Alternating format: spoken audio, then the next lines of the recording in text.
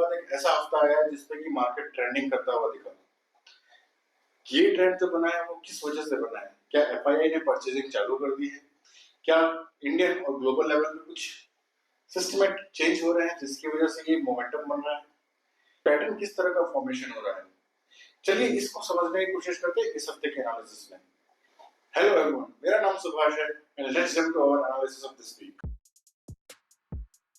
अगर आप टिकर टेप के मार्केट मोड इंडेक्स को देखेंगे तो वो जो फियर की तरफ था वो एक्सट्रीम ग्रीड की तरफ ज्यादा हुआ दिखा है। इसका मतलब ये होता है कि मार्केट में लोग अब डरना बंद कर चुके हैं और वो ज्यादा से ज्यादा चीजें परचेस करेंगे और मार्केट को ऊपर की तरफ खींचने की कोशिश करेंगे। हम यहाँ से समझ सकते हैं। फिर भी अगर आप निफ्टी 50 को देखेंगे तो बहुत महीनों के बाद ऐसा हुआ है कि एक हफ्ते के 5 दिन निफ्टी 50 ऊपर की तरफ ट्रेड करता हुआ नजर आया है। और होपफुली अगर ऐसा ही मार्केट चलता रहा तो 5 महीनों के बाद जो हमने 29 साल का ट्रेंड तोड़ा था, जैसे 5 महीने तक लगातार हम नेगेटिव में बंद हुए थे, उसको हम ब्रेक करेंगे और ये महीना पॉजिटिव में क्लोज करेंगे। निफ्टी 50 जो एक डाउनवर्ड चैनल में ट्रेड करता हुआ नजर आया था, उसने अपना एक अपर बैंड को तोड़ा है, लेकिन अभी भी इसने हायर हाई फॉर्मेशन नहीं किया है जो कि 23,800 के लेवल पे बनेगा। So it will be very crucial to see कि ये लेवल वो ब्रेक कर पाता है आने वाले दिनों में या नहीं।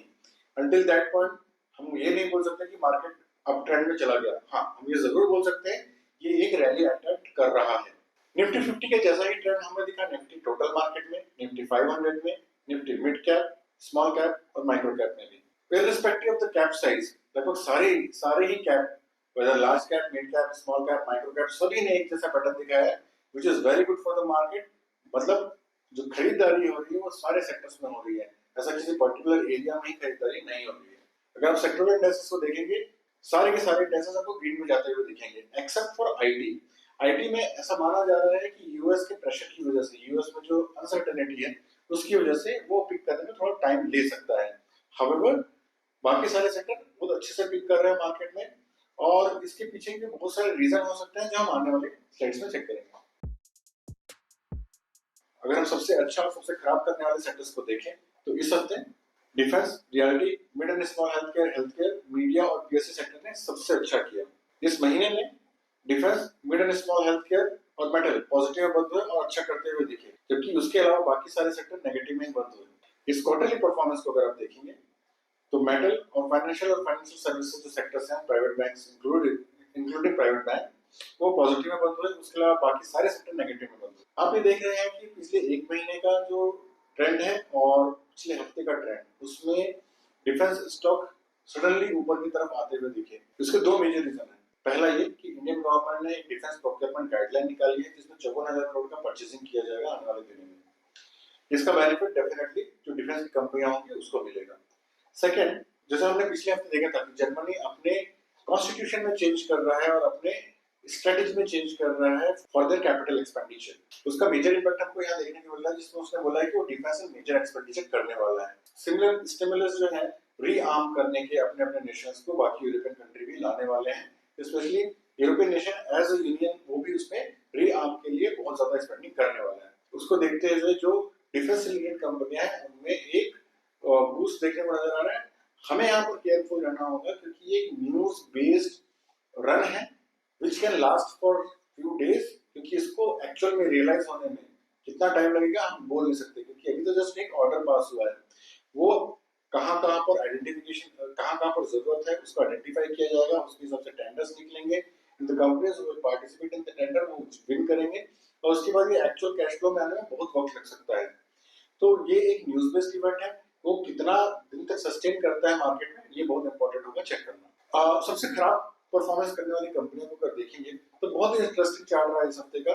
इसमें सबसे खराब करने वाली कंपनियां भी पॉजिटिव में ही बंद हुई हैं, जैसे कि एफएमसीजी, आईटी, एमएनसी, मेटल और सर्विसेज सेक्टर।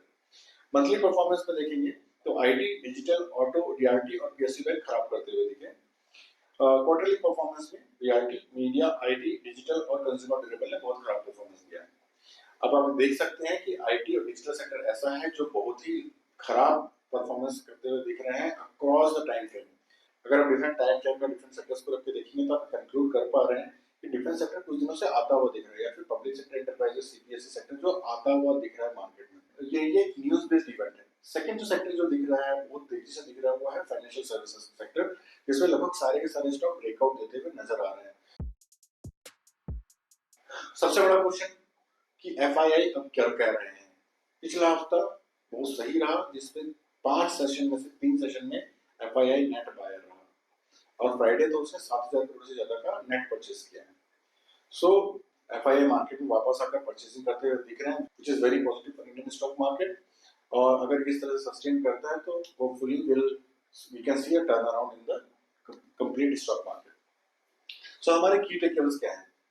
पहला ही, market has shown some kind of recovery, can be considered as a very early sign of recovery. क्यों? क्योंकि इसमें एक हायर हाई फॉर्मेशन अभी तक नहीं हुआ है। जब तक वो नहीं हो जाता हम ये नहीं बोल सकते कि ये अब ट्रेंड आ चुका है। It can be considered as a rally attempt. Defence sector में एक रैली देखने को मिली है, जो कि मेजरली ड्रिवन है because of the procurement policy of India, और जो जर्मनी में एक डिफेंस के लिए स्पेंडिंग करने वाले हैं उसकी वजह से साथ बाकी यूरोपियन नेशन भी उसको कुछ स्पेंडिंग में ऐड करेंगे। सो इसको रियलाइज होने में कितना टाइम लगेगा इसके ऊपर डिपेंड करेगा कि ये डिफेंस सेक्टर के स्टॉक्स कितना और तेजी से मूव करते हैं। एफआईआई ने इस हफ्ते स्टॉक परचेज करना चालू कर दिया है, जो हमें दिख रहा है नंबर्स में। होपफुली अगर इसको कंटिन्यू करेंगे तो स्टॉक में एक अच्छा मोमेंटम देखने को मिलेगा। यहाँ से मार्केट किस डायरेक्शन में जा सकते हैं ये बोलना बहुत मुश्किल होगा, क्योंकि यहाँ से कंसोलिडेशन भी हो सकती है, यहाँ से रिवर्सल भी हो सकता है, या रैली अटेम्प्ट करता हुआ मार्केट यहाँ से ब्रेकआउट भी दे सकता है। ये लिस्ट है उन स्टॉक्स की जिन्होंने वीकली, मंथली और क्वार्टरली बेसिस पर उस परफॉर्मेंस को अचीव किया है और परफॉर्मेंस को फॉर्म करने में मदद करी है। इन कंपनियों की लिस्ट को मैंने डिस्क्रिप्शन बॉक्स में डाल दिया है, प्लीज चेक दोस कंपनीज, और अपने रिस्क एनालिसिस के हिसाब से आप उसमें पोजीशन लेनी शुरू कर सकते हैं। ये कंपनियां ऐसी हैं जिन्होंने क्वार्टरली परफॉर्मेंस में, जहां सेक्टर लेवल पे लगभग सारे सेक्टर्स नेगेटिव थे, वहां इन कंपनियों ने 20, 30 या 50% से ज्यादा का रिटर्न दिया हुआ है। मंथली परफॉर्मेंस भी अगर देखें, जहां सिर्फ 3 सेक्टर ऐसे थे जहां पर पॉजिटिव परफॉर्मेंस आई थी, वहां 10 कंपनियां ऐसी हैं जो 14% से ज्यादा का रिटर्न देते हुए नजर आए। सो इससे आप अपना रिस्क मेजर करते हुए अपनी पोजीशन बनानी शुरू कर सकते हैं। Please note that this is not a stock recommendation, this is just an analysis, जिसकी बेसिस में अगर आपको इससे पोजीशन बनाने तो अपना खुद का ड्यू डिलिजेंस कीजिए, रिस्क एनालिसिस कीजिए और अपनी पोजीशन बना सकते हैं इसके बेसिस पे। हम ये जो स्टॉक की लिस्ट देखिए, उसमें से कौन से स्टॉक हैं जो ज्यादा प्रोमिनेंट दिख रहे हैं। So let's discuss that also. सबसे पहला स्टॉक है बजाज फाइनेंस का, जो कि एक ब्रेकआउट देता हुआ दिख रहा है आफ्टर हाई टाइम बेस, जहां पर वॉल्यूम भी आपको अच्छा देखने को मिला है। सेकंड इज मनप्पुरम फाइनेंस, जो बहुत ही ज्यादा वॉल्यूम के साथ उसने एक ब्रेकआउट दिया है, इवन दो उसमें एक वीक फॉर्म हुआ है अपर साइड पे, इवन दो जो वॉल्यूम है ब्रेकआउट का that is very significant and you can start taking position in that. Third is JSW steel, इसमें वॉल्यूम अच्छा देखने को मिला at the time of breakout, substantial level पे ब्रेकआउट हुआ है। वेल्सकम कॉर्पोरेशन, इसमें भी वॉल्यूम बहुत अच्छा देखने को मिला, ब्रेकआउट बहुत अच्छा दिख रहा है यहाँ पर। InterGlobe Aviation, breakout with huge volume, position can be taken. Mazagon dock, ये अपने फर्स्ट रेजिस्टेंस लेवल को ब्रेक कर चुका है, but we have to be careful because ये डिफेंस का स्टॉक है, शिप बिल्डिंग का, सो ये सस्टेन कर पाएगा नहीं कर पाएगा we never know. So wait for the second level breakout which will come around 2800 इसके आसपास उसका लेवल आएगा।